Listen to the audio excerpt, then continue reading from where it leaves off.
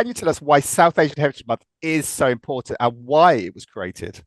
Yeah, well, you've mentioned the documentary. So I'm actually the daughter of a partition survivor. So I got this incredible opportunity back in 2017 to take part in this film called My Family Partition and Me, where I got taken back to Bangladesh, or what was then West Bengal and part of undivided India, and trace my family's footsteps through the violence and the genocide that erupted around the partition in 1947.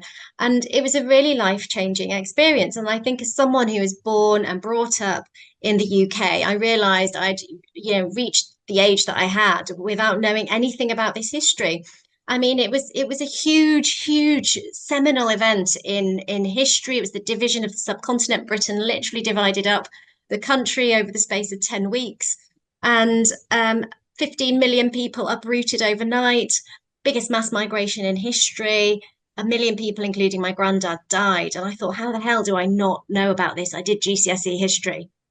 So there's lots and lots of other reflections as well, which I don't have time to go into. But when I got back, I realised that something needs to change in terms of how we look at our past, because it's very, very relevant to how the UK looks today. So I started the campaigning around education and commemoration, and then in 2018 joined forces with Jasveer Singh, who was doing kind of similar stuff. And we thought we'll bring in that celebration element because South Asians have brought so many brilliant things to this country. And so our strapline now is celebrate, commemorate, educate. And our ultimate goal is really around improving understanding, cohesion between communities, and really celebrating our shared heritage through arts, culture, education, history. So the theme this year is free to be me. Can you tell us more about this theme and why that was chosen?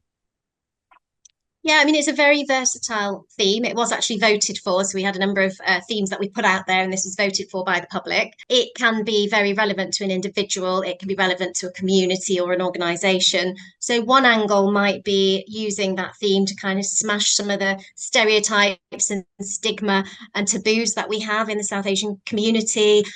For example, I'm a South Asian woman and I want to be a fighter pilot. Am I free to be me in today's society? I'm South Asian, disabled, transgender, or have another protected characteristics. Am I really free to be me?